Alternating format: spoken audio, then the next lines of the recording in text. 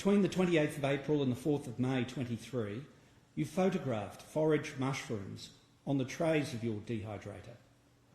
The images were found by investigators on a Samsung tablet later seized from your home. Dr. Tom May, a world-renowned expert in fungi, gave evidence at your trial that those images were, quote, consistent with death cap mushrooms to a high degree of confidence. On the 21st of May 23, Dr. May observed death cap mushrooms in Nielsen Street, Outram. Outram is a small town about a 23-minute drive southwest of Leongatha. Later that day, Dr. May posted details of his observations, including photographs, on the iNaturalist website. On the morning of the 22nd of May 23, your phone connected to certain cell towers, consistent with a possible visit by you to Lock Reserve. Later that morning, your phone connected to certain cell towers, consistent with a possible visit by you to Nielsen Street, Outram. On the 24th of June 23, you hosted a lunch at your Leongatha home, attended by Don and Gail and your children. You had invited Simon to that lunch, but he declined, saying in a text message, quote, "Hi Erin, thank you for your kind lunch invite, together with Mum and Dad. I'm sorry, I'll decline, as I feel too uncomfortable about it."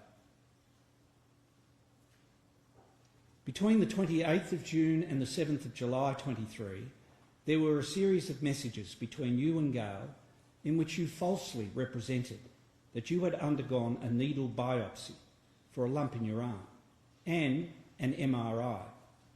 In response to a message from Gail as to how you got on with your medical tests, you messaged her on the 7th of July 23 that, quote, "There's a bit to digest with everything that's come out of it all. I might talk more about it with you both when I see you in person." On the 16th of July 23, you attended the Sunday service at the Corumburra Baptist Church, where Ian Wilkinson was and is the pastor. After the service, you invited Gail and Don Patterson and Heather and Ian Wilkinson to lunch at your home at Gibson Street, Leongatha, on the 29th of July 23. Both the Pattersons and the Wilkinsons were surprised by the invitation, as the Wilkinsons had never previously been invited to a meal at your home. You also invited Simon, telling him that you had invited his parents and his aunt and uncle. You told him you had some important medical news which you wanted to discuss at the lunch, and that you did not want the children to be present. Simon initially accepted your invitation and informed his parents that the purpose of the lunch was to discuss your medical issues and how to inform the children. On the evening of the 28th of July 23, Simon and you exchanged messages. Simon's read, quote, "Sorry, I feel too uncomfortable about coming to the lunch with you, Mum, Dad, Heather and Ian tomorrow. But I am happy to talk about your health and implications of that at another time if you'd like to discuss on the phone. Just let me know." You replied 5 minutes later, quote, "That's really disappointing. I've spent many hours this week preparing lunch for tomorrow, which has been exhausting in light of the issues I'm facing, and spent a small fortune on beef eye fillet to make beef Wellingtons, because I wanted it to be a special meal, as I may not be able to host a lunch like this again for some time. It's important to me that you're all there tomorrow and that I can have the conversations that I need to have. I hope you'll change your mind. Your parents and Heather and Ian are coming at 12:30. I hope to see you there." On Saturday the 29th of July 23, you served your 4 lunch guests individual beef Wellingtons, which were deliberately poisoned with death cap mushrooms. You gave evidence at your trial that had Simon attended the lunch, you would also have served him a beef Wellington. I accept the evidence of Ian Wilkinson that you served your guests their meals on 4 grey plates, while your individual beef Wellington was on a smaller orangey tan coloured plate, a fact that Heather also commented on to Ian and Simon the next day. I find that you did this to ensure that you did not mistakenly consume a poisoned meal. I also accept the evidence of Ian Wilkinson that at the conclusion of the meal, you falsely told your guests that you had been diagnosed with cancer and sought their advice as to whether and how you should break the news to your children that you had a life-threatening illness. Not long after this conversation started, your son and his friend, who had gone to a movie, returned home. The conversation about cancer ceased, but not before all your lunch guests, at Ian's suggestion, prayed for your health. Soon after, they left. Around midnight to 1 a.m. on Sunday the 30th of July 23, all of your lunch guests fell seriously ill, suffering repeated vomiting and diarrhoea. On Sunday morning, Gail and Don informed Simon of their conditions and called an ambulance which took them to nearby Corumburra Hospital. Simon attended the Wilkinson's home to find that Heather and Ian were similarly unwell. He took them first to Corumburra Hospital but was redirected to Leongatha Hospital because of limited resources. By way of contrast, you made a round trip of approximately 2 hours on Sunday afternoon to take your son to a flying lesson at Tyabb. By the Sunday evening, Don and Gail had been transferred to Dandenong Hospital. On the morning of Monday the 31st of July 23, Ian and Heather were also transferred to Dandenong Hospital. Later that day, Gail and Don were transferred to the Austin Hospital, as were Heather and Ian on Tuesday the 1st of August 23. All of them were experiencing advanced multiple organ failure. Having learned from Simon on the Sunday that your parents-in-law had been hospitalised, you attended Leongatha Hospital on the Monday, complaining of diarrhoea. You did not stay long. Shortly after a doctor indicated to you that death cap mushroom poisoning was suspected, you left, despite warnings by another doctor and nurse that your life was in danger. You returned over an hour and a half later. When you returned, you showed reluctance to receive treatment for suspected death cap mushroom poisoning and to organise a medical assessment for your children who were at school. Medical staff were urging you to have the children assessed because you claimed, falsely, that on the Sunday night you fed them the leftovers of the beef Wellingtons with the pastry and mushrooms scraped off. Eventually, you arranged with Simon to collect the children and bring them to hospital. On the Monday morning, police recovered beef Wellington remains from a bin outside your home, which were later found to contain death cap mushroom toxins. On the Monday afternoon, you were transferred to Monash Medical Centre in Clayton. Simon brought the children there. You and the children were kept in hospital overnight for observation. At both Leongatha Hospital and Monash Medical Centre, you were asked by various people, including doctors and representatives of the Health Department and the Child Protection Service, where you had sourced the mushrooms for the beef Wellingtons.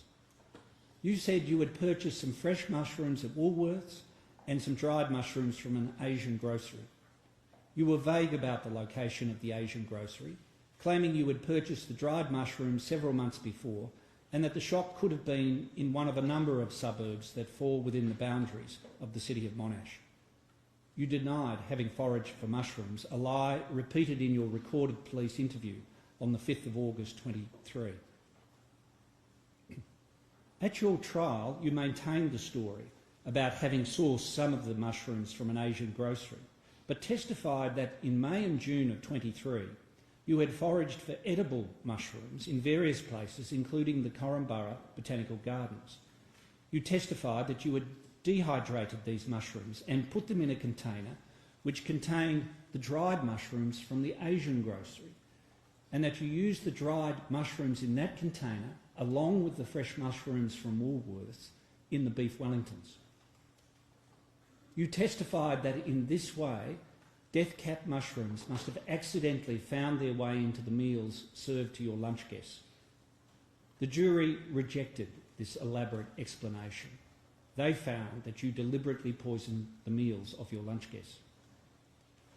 I am satisfied that your vague story about the Asian grocery was a lie. When you realised that the lie would not work because death cap mushrooms cannot be cultivated commercially, and there were no other reports of people falling ill from mushrooms purchased at Asian groceries, you changed tack. You concocted the story you told the jury about foraged mushrooms ending up in the container with the Asian grocery mushrooms and then accidentally ending up in the beef Wellingtons. On the afternoon of Tuesday the 1st of August 23, you and the children were discharged from Monash Hospital. On the morning of the 2nd of August 23, you disposed of your dehydrator at a local tip, the Coonawarra transfer station. On the 4th of August 23, investigators recovered your dehydrator from the tip. Forensic examination revealed that the dehydrator contained traces of death cap mushrooms. That same day, 4th of August 23, Heather Wilkinson, aged 66, and Gail Patterson, aged 70, died from death cap mushroom poisoning. And Don Patterson, who was desperately ill, was given a liver transplant. On the 5th of August 23, the police executed a search warrant at your home. You handed over a dummy phone. It was not the phone that you had been using throughout most of 23, the phone which on the 28th of April 23 had connected to certain cell towers indicating a possible visit to Lock, and which on the 22nd of May 23 had connected to certain cell towers indicating possible visits to Lock and Outram. In your recorded interview following the search, you denied having foraged for mushrooms and denied owning a dehydrator. Late on the 5th of August 23, Don Patterson, aged 70, died from death cap mushroom poisoning. Ian Wilkinson very nearly died, but gradually his condition improved. On the 21st of August 23, he was discharged from the intensive care unit to a ward at the Austin Hospital. On the 11th of September 23, he was moved to the Heidelberg Repatriation Hospital. On the 21st of September 23, he was discharged home. He has not fully recovered. He has reduced kidney function, ongoing respiratory issues and reduced energy. On the 2nd of November 23, the police executed another search warrant at your home, seizing more electrical devices. You were arrested and charged. You have been in custody ever since. Let me now summarise the aggravating circumstances of your offending. Your offending, which resulted in the death of 3 people and near death of another, involved substantial premeditation. I am satisfied that by the 16th of July 23, when you unusually invited Simon, his parents and his aunt and uncle to a lunch without the children to discuss your non-existent medical issues, you did so with the intention of killing them all. The dehydrator, which you purchased in late April 23, enabled you to preserve death cap mushrooms, which you put into the individual beef Wellingtons served to your guests. Whether those death cap mushrooms came from Lock on the 28th of April 23, or from Lock or Outram on the 22nd of May 23, or from another location in May or June of 23, as you suggested in your testimony, is in my view of no great moment. After learning from Simon on Sunday the 30th of July 23 that some or all of your lunch guests had been hospitalised, you showed no pity for your victims. Instead of informing those treating the Pattersons and Wilkinsons that you had used foraged mushrooms, which you could have done without having to admit that you had deliberately poisoned their meals, you repeatedly denied foraging, insisting that the mushrooms for the beef Wellingtons were sourced solely from Woolworths and an Asian grocery. We will never know whether revealing the use of foraged mushrooms would have made a difference.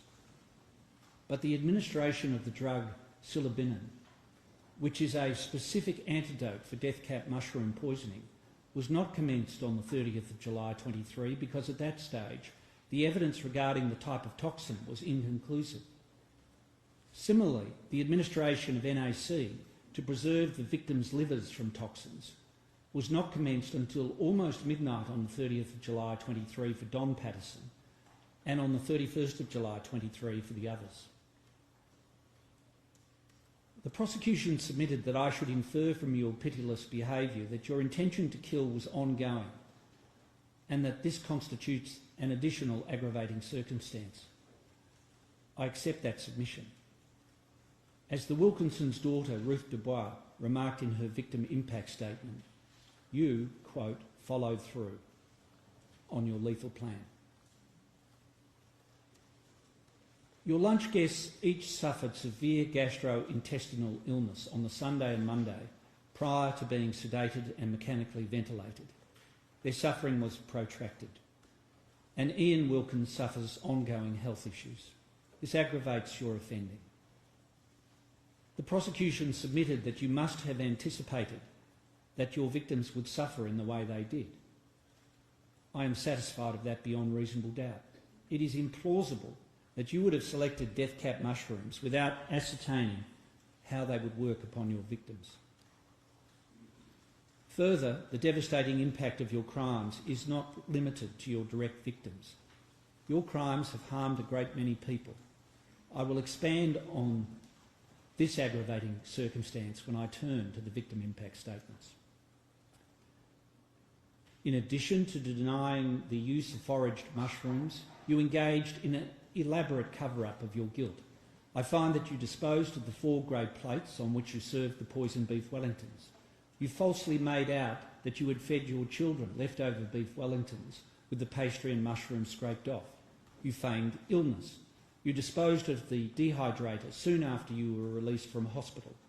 You maintained the vague story about sourcing dried mushrooms at an Asian grocery and had the gall to tell police in your recorded police interview that you had been very, very helpful to the health department in its investigation of the incident. You disposed of your phone and provided police with a dummy phone. You lied to the police in your recorded police interview about various matters. Finally, and most importantly, your offending involved an enormous betrayal of trust. Your victims were all your relatives by marriage. More than that, they had all been good to you and your children over many years, as you acknowledged in your testimony. Not only did you cut short 3 lives and cause lasting damage to Ian Wilkinson's health, thereby devastating the extended Patterson and Wilkinson families, you inflicted untold suffering on your own children, whom you robbed of their beloved grandparents. The victim impact statements reveal the immense and ongoing anguish suffered by your many victims, direct and indirect. No summary could do justice to the individual and collective power of those statements. It is not my intention here to summarise or refer to every statement, but rather to highlight some key aspects. 4 generations of the extended Patterson and Wilkinson families have been traumatised by your crimes, not to mention their friends. Don's mother, Martha Patterson, who is aged 100, made a victim impact statement. In it, she prayed for God's healing for her family. Gail and Heather's father, now deceased, also reached his 100th birthday in 2024, but tragically only one of his 3 daughters, Lynn Young, whose statement was read to the court, was alive to mark that milestone with him. And there are many references in the statements to the trauma experienced by the Patterson and Wilkinson grandchildren. Many of your adult victims struggled not only with the loss of their loved ones and the terrible way they died, but with the distress, even guilt, at their own seeming inability to ease the suffering of those close to them. They keenly feel their limitations, and in particular, the impossibility of shielding the youngest from the incessant discussion of the case in the media, online, in public spaces, even in the schoolyard. Many also struggled to cope with work and studies, and many have experienced additional financial burdens. There is, of course, great anger at the callousness of your actions. To take just one example, Ian Wilkinson's sister, Dorothy Dicker, questions, quote, how anyone could sit there and watch those 4 kind and caring people eat that meal. Your failure to exhibit any remorse pours salt into all the victims' wounds. The children of your direct victims speak of the distress of watching their parents suffer in hospital. For example, Don and Gail's son Matthew remarks, quote, "Watching my parents suffer in hospital from severe poisoning caused shock, grief and lasting trauma." Ian and Heather's son David remembers his mother being, quote, "desperate for water," which she was not allowed by medical staff, and saying her, quote, "insides were burning." David also mentions his father's tortured experience, quote, "black lips, gaunt face, pained and serious expression." At your plea hearing, Ian Wilkinson memorably read his victim impact statement to the court. Amongst other things, he humbly expressed his great admiration and love for his wife, Heather, and his concern for others, even you. He offered you forgiveness for what you did to him. Quote, "In regards to the many harms done to me, I make an offer of forgiveness to Erin. I say harms done to me advisedly. I have no power or responsibility to forgive harms done to others. However, I encourage Erin to receive my offer of forgiveness for those harms done to me with full confession and repentance. I bear her no ill will." That offer of forgiveness presents you with an opportunity. You would do well to embrace it in the manner he suggests. In commenting on the unprecedented coverage of your case, Ian Wilkinson also made this point, quote, "It's one of the distressing shortcomings of our society that so much attention is showered on those who do evil and so little on those who do good. Your lunch guests undoubtedly belong to that company of people among us who do good." The victim impact statements make it clear that each one of them, over many years, gave of themselves generously and made lasting contributions to many, many lives, and in Ian's case continues to make.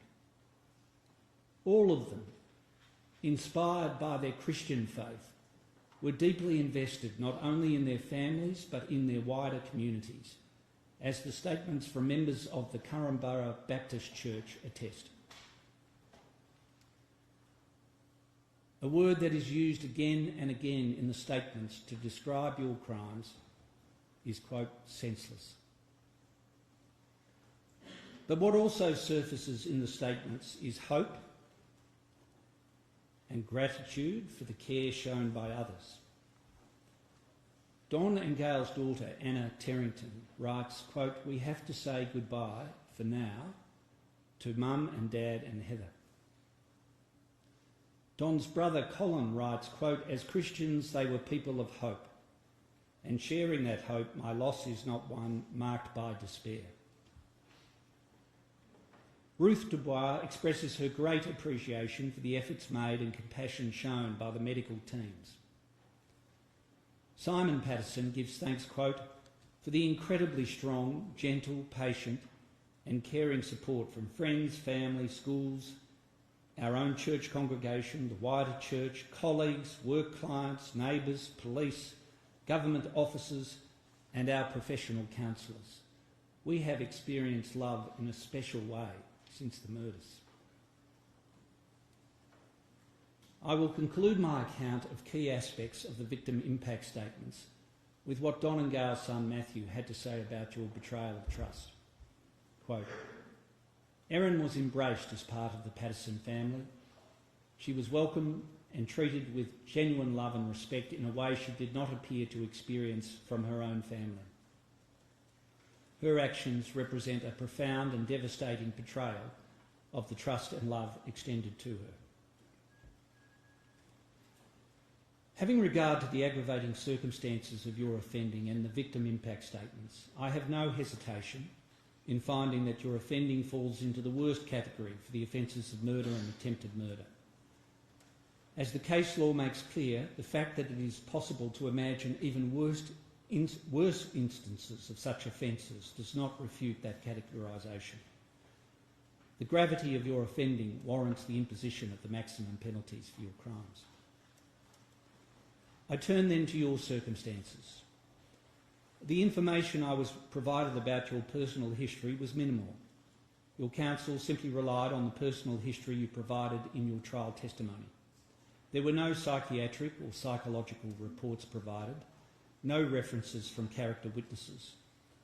No doubt that approach to your plea hearing was based on your instructions, but it means the account of your personal history that I am about to give is limited. You were born in Adelaide on the 30th of September 1974, making you 48 years old at the time of your offending and 50 now.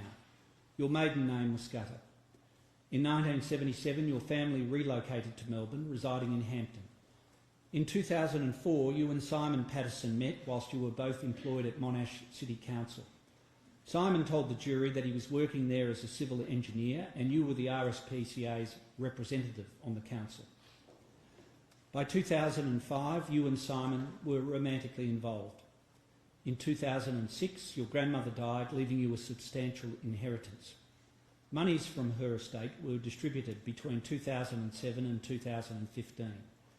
During those years, you would be generous with your money to Simon's siblings, providing large, no-interest loans to them and their spouses so that they could purchase their own homes. On the 2nd of June 2007, you and Simon married. You told the jury that your parents did not attend the wedding. They were holidaying in Russia. Soon after your marriage, you and Simon travelled around Australia and overseas for a few months before settling in Perth. Simon got a job working for an inner-city shire council. In 2009, when you were 34, your son was born. In April 2009, you and Simon set off with the baby to explore the top end of Australia. You reached Townsville in November 2009, at which point you parted company. You flew back to Perth. Simon drove back with the baby. You rented a cottage for you and the baby. Simon rented an on-site caravan close by. This was the first of many comparatively short-term separations. You reunited by the end of January 2010. In 2011, your father died. In that year, you also opened a second-hand bookshop in Pemberton, Western Australia. In 2013, when you were pregnant, you and Simon returned to Victoria with your son to live closer to Simon's family. In 2014, your daughter was born. In 2015, you and Simon separated permanently. In 2019, your mother died, leaving you an inheritance. In June 2022, you and your children moved into a newly constructed home at 84 Gibson Street, Leongatha, the home at which you served the fatal lunch on the 29th of July 23. You have no relevant criminal history. You maintain your innocence. In other words, there is no evidence of remorse. I turn now to the conditions of your imprisonment. As mentioned, you have been in custody since the 2nd of November 23. There were 2 affidavits tendered relating to your conditions of imprisonment. The first was sworn by a solicitor who acts for you and was based largely on your instructions. The second affidavit was sworn by Jennifer Hosking, Assistant Commissioner, Sentence Management Division at Corrections Victoria, who also testified at your plea hearing. Ms Hosking's evidence included confirmation of the following matters. You have a, quote, maximum security rating and, quote, major offender status. Because of the nature of your crimes and your notoriety, you have been assessed as being at significant risk from other prisoners. You have not been assessed as posing a risk to other prisoners. You have spent approximately 16 months of your 22 months at Dame Phyllis Frost Centre in a management unit called the Gordon Unit, and the rest of the time in a protection unit called the Murray Unit. A management unit is more restrictive than a protection unit. You have been in the Gordon Unit continuously for the last 15 months. The Gordon Unit has about 20 cells. You are not permitted to mix with the other women in the Gordon Unit. You have spent at least 22 hours in your cell every day that you have been in the Gordon unit. There have been 16 days since November 24 where, because of lockdowns, you have been confined to your cell for the entire 24 hours per day. The maximum period that a prisoner in the Gordon unit could have out of their cell on any given day is 4 hours, but, quote, that wouldn't happen very often. Your meals and medicine are currently delivered through a flap in your cell door. There is a small concrete yard, approximately 2 metres by 1.5 metres, which adjoins your cell, which, with permission, you may access for fresh air. If prisoners are using the larger exercise yard, which abuts your exercise yard, you may not use your small yard. During your time in the Gordon unit, you have barely had any contact with other individuals. Permission is required for you to communicate with any other prisoner, which, according to your counsel, is complicated by the fact that you are not informed of the identities of the other prisoners in the Gordon unit. You currently have approval to communicate with one other prisoner in the Gordon unit through a wire mesh when the two of you are permitted to use your respective adjoining exercise yards.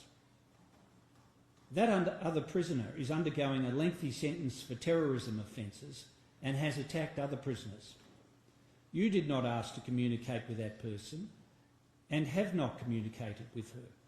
The suggestion that you should communicate with her was made by a corrections officer.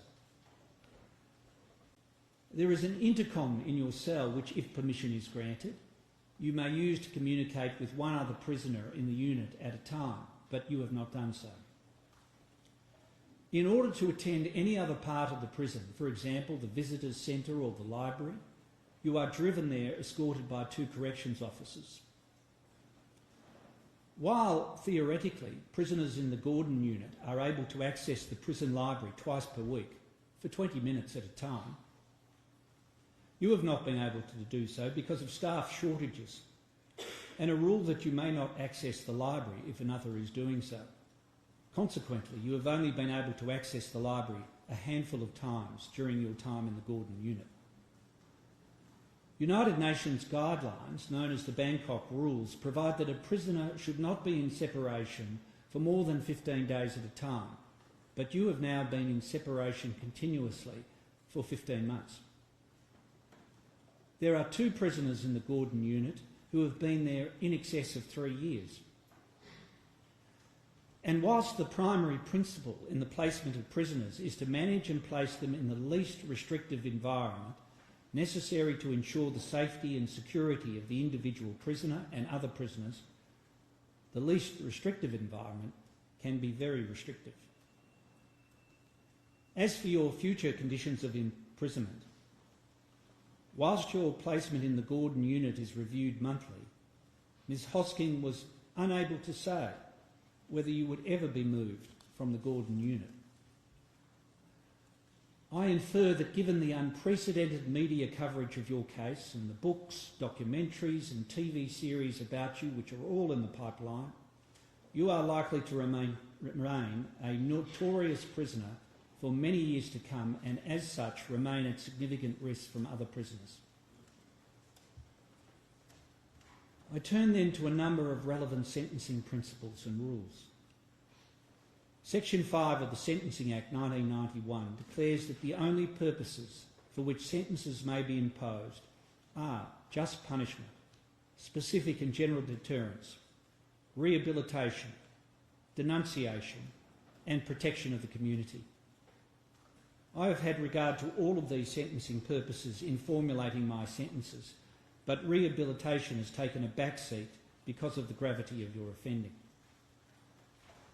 Other provisions of the Sentencing Act that are of particular relevance to your case are as follows. Under Section 6A to 6F, you fall to be sentenced as a serious violent offender in respect of the 3 murders, meaning that the protection of the community is the principal purpose for which the sentences on those counts must be imposed.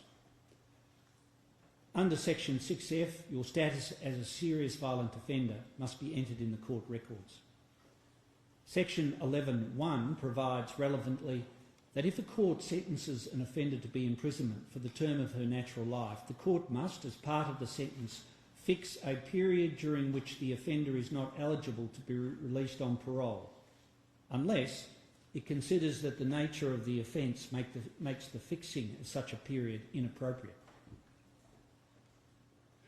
Section 11A(4)(a) provides that where an offender is sentenced to life imprisonment, the sentencer must fix a non-parole period of at least 30 years, unless it is not in the interests of justice to do so.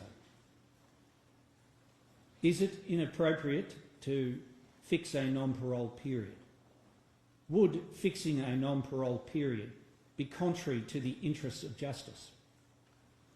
As mentioned above, this is the main dispute that I have to determine. Sentencing case law establishes that, as a general rule, harsher than normal conditions of imprisonment will warrant mitigation of penalty. There is nothing about your conduct whilst in custody which might cast doubt on the application of that general rule. As Ms Hosking indicated, you are in a management unit to protect you from other prisoners, not vice versa, nor do you have any relevant criminal history. In their written submissions, the prosecution conceded that your conditions of imprisonment are more burdensome than for a mainstream prisoner, and that they are likely to remain so for the foreseeable future. The prosecution submitted that this is a, quote, relevant consideration for sentence. In oral submissions, the prosecution conceded that this consideration was not just relevant, but, quote, important and, quote, weighty, while still pressing for life imprisonment with no possibility of parole. You have effectively been held in continuous solitary confinement for the last 15 months, and at the very least, there is a substantial chance that for your protection, you will continue to be held in solitary confinement for years to come. The Court of Appeal in Yat against the King referred without criticism to the observation that, quote, the adverse health effects of solitary confinement are well established. I note too that Ms Hosking stated at the plea hearing that, quote, being separated has negative outcomes for people. We're very aware of that. The harsh prison conditions that you have experienced already and the likely prospect of solitary confinement for the foreseeable future are important and weighty considerations which should count for something in the sentencing exercise. In my view, the only scope for making them count is by the fixing of a non-parole period. In opposing the imposition of a non-parole period, the prosecution relied on the Queen against Colston, where the offender was sentenced to life imprisonment without a non-parole period for the savage murders of 3 people. But that case makes clear that, quote, where there is a substantial factor pointing towards clemency, as I consider your present and likely future conditions of imprisonment to be, the fixing of a non-parole period may be appropriate even for an offender who has committed multiple murders. Fixing a non-parole period is not to undervalue the horrendous nature of your offending. Your total effective sentence will be life imprisonment, and the period during which you will be ineligible for parole will be a very substantial one. Please stand.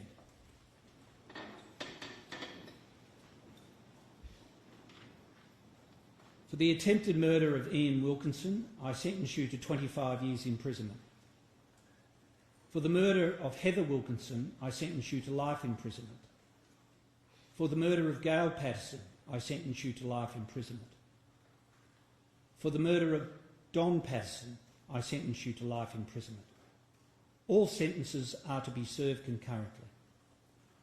The total effective sentence is life imprisonment, and I fix a non-parole period of 33 years. I declare that you have served 676 days by way of pre-sentence detention.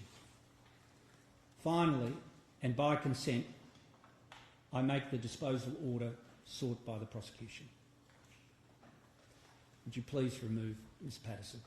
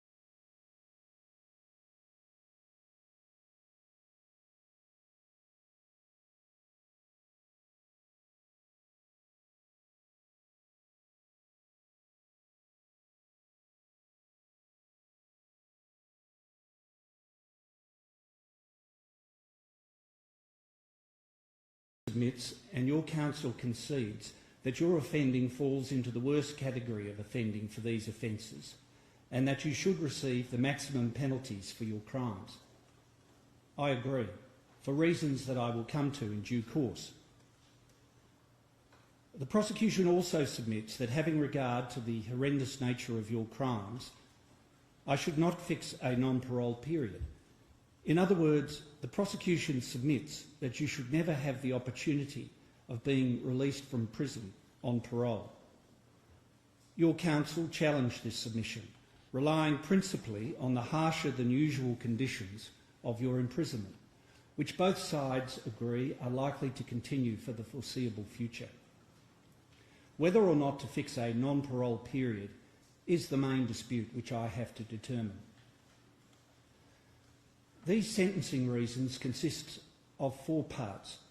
First, the circumstances of the offences. Second, your circumstances. Third, relevant sentencing law. And fourth, the actual sentences. It is convenient at this stage to mention one aspect of sentencing law. Where the prosecution alleges circumstances that aggravate your offending, the prosecution must prove those circumstances beyond reasonable doubt. Where the defence alleges circumstances of mitigation, the defence must prove those circumstances on the balance of probabilities. Just before I turn to the circumstances of your offences, I note that at your trial the prosecution conceded that they could not prove motive. As is standard, I directed the jury that the prosecution did not have to prove motive, only the elements of the offences, and that, quote, some murders occur for no apparent reason. The motives for such murders may only ever be known to the offenders. Clearly, the jury was satisfied beyond reasonable doubt that you committed the alleged offences. Only you know why you committed them. I will not be speculating about that matter. I will begin my discussion of the circumstances of your offences with the fact that you were familiar with the iNaturalist website from at least May 2022. That is a website on which people can post and view sightings of death-cap mushrooms, amongst other things. On the 28th of May 2022, you accessed the iNaturalist website and navigated to its worldwide map in relation to sightings of death-cap mushrooms. Using that map, you accessed information concerning the sighting of death-cap mushrooms in Moorabbin, a suburb of Melbourne. In late 22, a dispute arose between you and your estranged husband, Simon Patterson, regarding child support payments for your 2 young children who live with you. In December 22, you referred to that dispute in your communications with a Facebook Messenger group with whom you shared an interest in true crime. You were scathing in your remarks about both Simon and his parents, Don and Gail Patterson. Amongst other things, you derided your father-in-law's suggestion that you and Simon get together and pray for your children, commenting, quote, "This family, I swear to fucking God." You called them, quote, "a lost cause." You wondered whether they had, quote, "any capacity for self-reflection at all." You said, quote, "fuck 'em," and that you suspected the best thing you could do was, quote, "just to forget about all of them and live your life."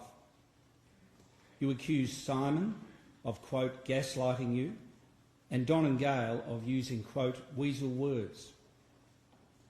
You called Simon, quote, "a deadbeat," and wondered why Gail was not, quote, "horrified" by his stance regarding child support. According to your testimony at trial, and to a lesser extent Simon's testimony, the dispute over child support had resolved by early 23. On the 18th of April 23, one Christine McKenzie, a former poison specialist, was visiting her daughter in Lock, which is a small town about a 25-minute drive northwest of Leongatha, where you lived. Miss McKenzie observed death-cap mushrooms in Lock Reserve and posted details of her observations, including photographs, on the iNaturalist website the same day. Ms McKenzie disposed of all the death-cap mushrooms that she could find because of the danger she thought they posed, especially to young children.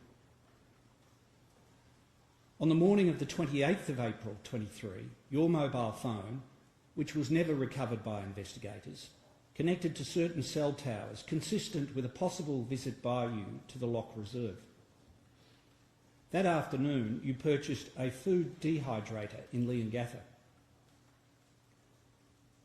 Between the 28th of April and the 4th of May 23, you photographed forage mushrooms on the trays of your dehydrator.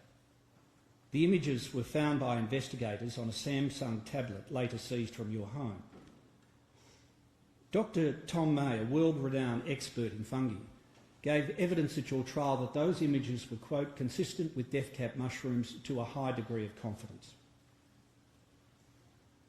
On the 21st of May 23, Dr. May observed death-cap mushrooms in Nielsen Street, Outram. Outram is a small town about a 23-minute drive southwest of Leongatha. Later that day, Dr. May posted details of his observations, including photographs, on the iNaturalist website. On the morning of the 22nd of May 23, your phone connected to certain cell towers, consistent with a possible visit by you to Lock Reserve.